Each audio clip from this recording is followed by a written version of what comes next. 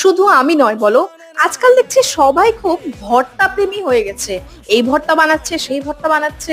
তো ভাবলাম আজকে আমি একটা অন্যরকম ভর্তা বানিয়ে ফেলি। ঘরে এনেছিল ফ্রেশ ফ্রেশ লাউ। লাউটা তো খেয়ে ফেলেছি, রয়ে গেছিল খোসাগুলো।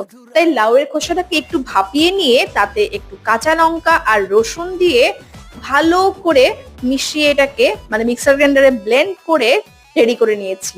আর এবার তেলের মধ্যে দিয়ে দিচ্ছি একটু করে কালো জিরে, এতে দিয়ে দিচ্ছি ওই ভর্তার মিক্সটা। এবার পালা হলো হাতের জোরে এটাকে নাড়ানোর। ও হ্যাঁ, একটু করে নুন আর হলুদ তো দিতেই হবে নিজের স্বাদ অনুসারে। তারপর আমি ভালো করে এটাকে নাড়িয়ে নাড়িয়ে নাড়িয়ে নাড়িয়ে এই পর্যায়ে চলে এসেছি।